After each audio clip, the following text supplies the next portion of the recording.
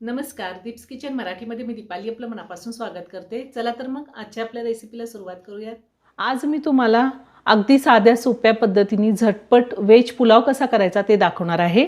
तर त्यासाठी मी इथे 2 कप बासमती राईस घेतलाय आणि तो 2 ते 3 वेळा पाण्याने स्वच्छ धुवून घेतलाय आणि 20 ते 25 मिनिटं मी पाण्यामध्ये भिजत ठेवलेला आहे।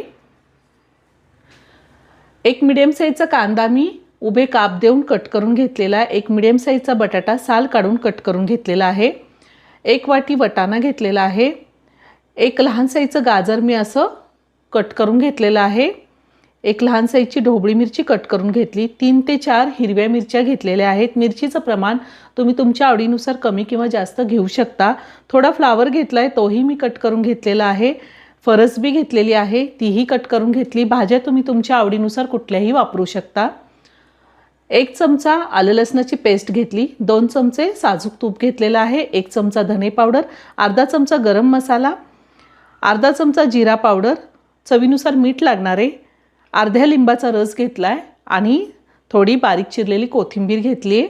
खडे मसाल्यामध्ये 2 तमालपत्र, 4 लवंगा, 6 मिरी घेतलेली आहे, 1 चक्रफूल, 2 दालचिनीचे तुकडे, 1 मसाला विलायची, 1 हिरवी विलायची आणि 1 चमचा जिरे घेतले आणि आपल्याला तेलही लागणार आहे। गॅसवरती कढई ठेवली, तुम्ही कुकरमध्ये सुद्धा करू शकता।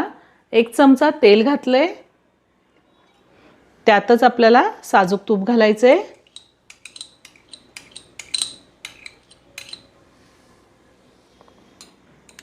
तेल तूप गरम झालंय, यामध्ये आता आपल्याला खडे मसाले घालायचे।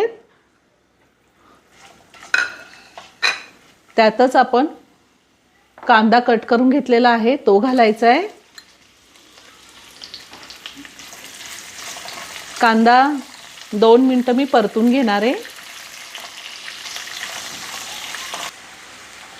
मी 2 मिनिटं कांदा परतून घेतलेला आहे। आता आपल्याला त्यामध्ये आलं लसणाची पेस्ट घालायची आणि पुन्हा 1 मिनिटभर चांगलं परतून घ्यायचं आहे, म्हणजे आलं लसणाचा कच्चा वास निघून जातो। गॅसची फ्लेम मी मीडियमवर ठेवलेली आहे। आता आपण ज्या भाज्या घेतल्यात त्या सगळ्या भाज्या आपल्याला यामध्ये घालायच्या आहेत। मी बटाटा घेतलेला आहे, वाटाणा, भाज्यांचं प्रमाण तुम्ही तुमच्या आवडीनुसार कमी अधिक घेऊ शकता किंवा तुम्हाला आवडेल त्या भाज्या घेऊ शकता। गाजर, हिरवी मिरची, ढोबळी मिरची, फ्लावर आणि फरसबी हे सगळं मी आत्ताच टाकते आणि हे सगळं व्यवस्थित मिक्स करून घेऊया। मी हे सगळं व्यवस्थित मिक्स करून घेतलेलं आहे। आता मी 2 मिनिटं झाकण ठेवणार आहे आणि एक वाफ काढून घेणार आहे। 2 मिनिटं झालेली आहे, मी झाकण काढते। आता पुन्हा सगळं व्यवस्थित मिक्स करून घेऊया।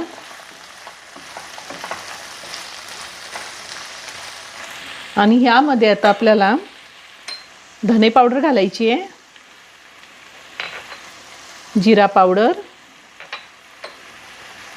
गरम मसाला मी थोडाच घातलाय कारण आपण खडे मसाले घातलेले आहेत। आता हे सगळं व्यवस्थित मिक्स करून घेऊया।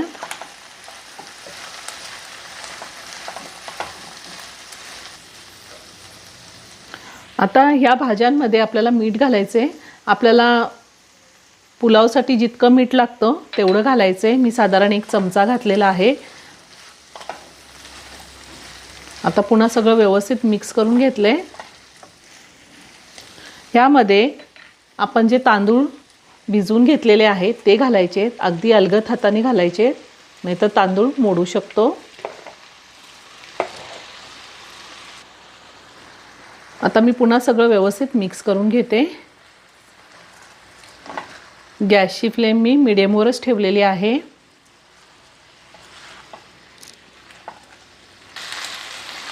मी हे सगळं व्यवस्थित मिक्स करून घेतले। 2 मिनिटं असंच मी अलगद हाताने परतून घेणार आहे।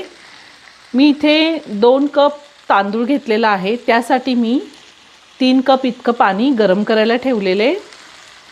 1 कपासाठी आपल्याला 1.5 कप इतकं पाणी घ्यायचं आहे, म्हणजे आपला वेज पुलाव चांगला सुटसुटीत होतो। पाणी गरम झालेलं आहे। आता हे गरम पाणी मी घेतलेलं आहे.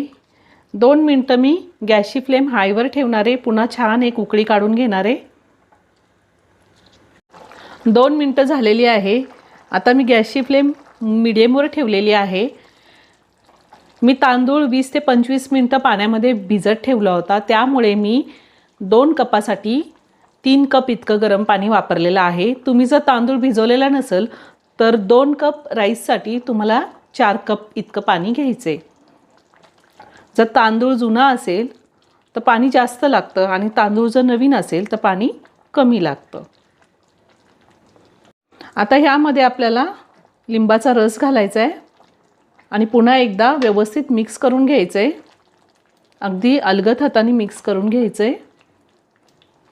आता मी झाकण ठेवून साधारण 10 मिनटं हा पुलाव शिजवून घेणार आहे. गॅसची फ्लेम मी मीडियमवर ठेवलेली आहे. 10 मिनटं झालेली आहेत.